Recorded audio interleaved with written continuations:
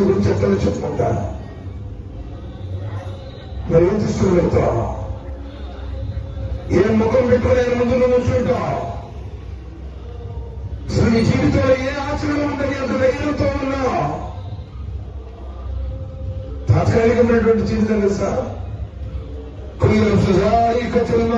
ప్రాణమున్న ప్రతి జీవి మరణం నుంచి చూడక తప్పదో. నీకు 4 అంతస్తులు బిల్డింగ్ ఉండొచ్చు, లేకపోతే ఒక 4 కేజీల బంగారం ఉండొచ్చు, ఈ ఊరు మొత్తం ఎనక బలం ఉండొచ్చు. ఎవ్వరు కూడా మరణం నుంచి తప్పించుకోలేడే. అయిన మాత్రం ఇక మరణం ఎలాంటిదంటే నువ్వు ఎక్కడున్నా సరే నిన్ను గమనిస్తుంది. మనగారు చెప్పారు, ప్రపంచంలో సముద్రంలో ఉన్న గుండు సూదులు కూడా మేము కనిపెడతాం నాసా అన్నాడు. వాళ్ళ దేశంలో కాలిఫోర్నియాలో లాస్ ఏంజల్స్ లో వేల ఎకరాలు దగ్ధమై బోర్డుదైపోతే వాళ్ళ టెక్నాలజీ సరిపోయిన ఆపుకోవడానికి. ఒక ఇల్లు ఖరీదు 900 కోట్లు, 800 కోట్లు. మనుషులు బతిగా కాలిపోదా. కళ్ళ ముందు కట్టుకున్న ఇల్లు, సంపాదించుకున్నటువంటి డబ్బు, డాక్యుమెంట్స్, సర్టిఫికెట్స్ కాలి బూడిదైపోతే రోడ్డును పెట్టారు. దేవుడి ముందు ఆయనకి శక్తి సామర్థ్యాల ముందు మనవుతండి. ఒక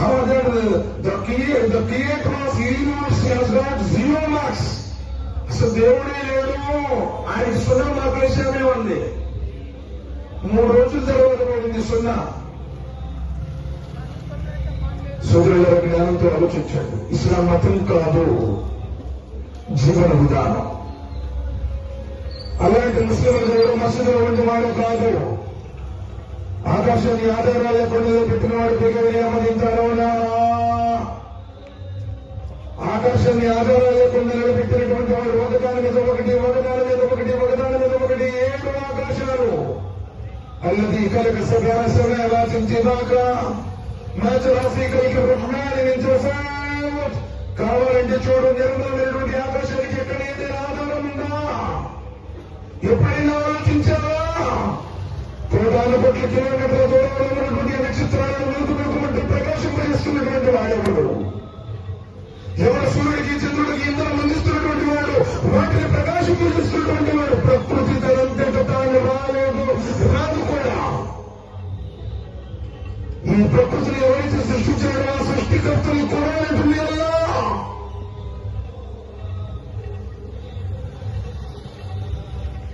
ఎవరైతే ఈ విధంగా ఈ ప్రకృతిని పంచభూతాలు ఈ పంచభూతాలను సృష్టించాడో ఆ స్వామి పేరు అల్లా. నువ్వు అనుకున్నట్టు ఏ జెండానో, ఏ దర్గానో, ఏ ఓలీనో, ఏ బాబాలో పెట్టి చచ్చిపోయిన వాడి సమాధి అది. ఏ మహిమలు లేవు, ఏ శక్తులు లేవు. సర్వశక్తులు, సర్వాధికారాలు ఆయన చేతుల్లోనే ఉన్నాయి. కానీ ఈరోజు సైతాన్ని మోసం చేస్తూ ఉన్నాడు. మాకాడిపోతే పిల్లలు పుట్టారు, మాకేకపోతే రోగాలు తగ్గి, మాకాడిపోతే కలిసి వచ్చింది, మేము అనుకుని జరిగిందన్న భ్రమలను నిలుచుతున్నాడు. మీ తల్లి గర్భంలో పడకమునిపే ఏ రోజు జాగ్రత్తలేసిన వాడి వీపులు నీళ్ళు పుట్టించాడు, ఆ రోజుని రత్నమైన నిర్ణయించాడు. మనం ఎప్పుడు పుట్టాలి, ఎక్కడ పుట్టాలి, ఎవరికి పుట్టాలి, ఎంత సంపాదించాలి, ఎంత ఖర్చు పెట్టాలి, ఎప్పుడు రోగం రావాలి, ఎప్పుడు నయం కావాలి, మనం ఎక్కడ చావాలి, ఎట్లా చావాలి, ఏ మట్టిలో నిన్ను పెట్టాలి, ఎవరు నిన్ను మొయ్యాలి, ఎవరు నిన్ను మట్టి వేయాలి, ఆయన డిసైడ్ చేశాడు. కానీ ఈ రోజు నేను జ్ఞానంతో ఆలోచించావా? ఆమె సయ్యదాసి, ఆమె సోక, ఆమె పటాన, బేగ, ఖరాన అయితే ఏంటి?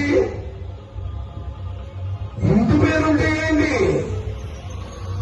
చెప్పుకునే కదా 950 సంవత్సరాల వల్ల నాకు పురుషుడి కన్న కొడుకు కలిమ చదవలే బాబు.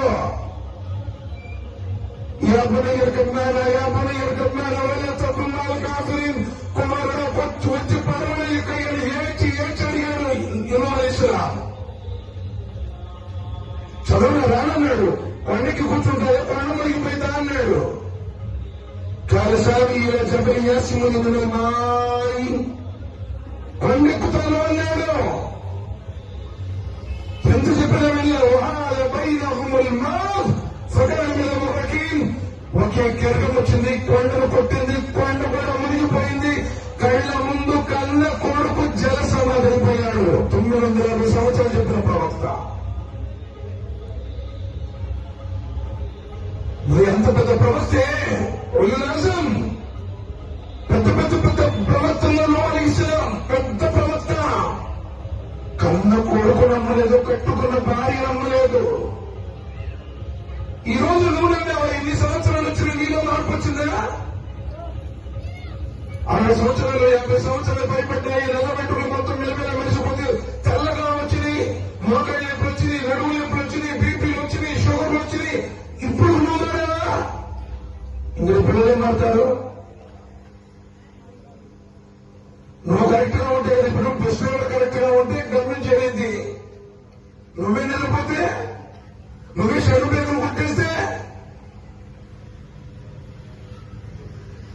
ఎలా ఇష్టపడతారు సార్ దైవం?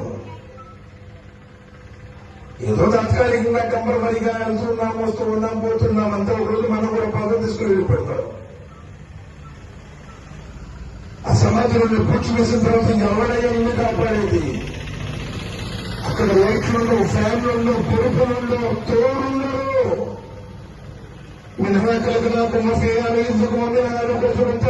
కూడా నువ్వు మట్టి నుంచి వచ్చావు, తిరిగి మట్టిలోకి వెళ్ళిపోతావు. 100 సంవత్సరాలు బతికిన వాళ్ళు కూడా మట్టిలో పప్పున్నారు. మరి అంత 50-60 సంవత్సరాలకే పడుతూ ఉన్నాం. ఎందుకంటే మొహమ్మద్ వయసు కూడా 60 అన్నారు నబీ సల్లల్లాహు అలైహి వసల్లం. నువ్వేం తీసుకుంటున్నావు? అసలు నీ ఈమాన్ కరెక్ట్ గా ఉందా? నీ జీవితంలో తౌహీద్ ఉందా? తౌహీద్ అంటే నీవంటూ లేనప్పుడు ఇద్దరి దగ్గర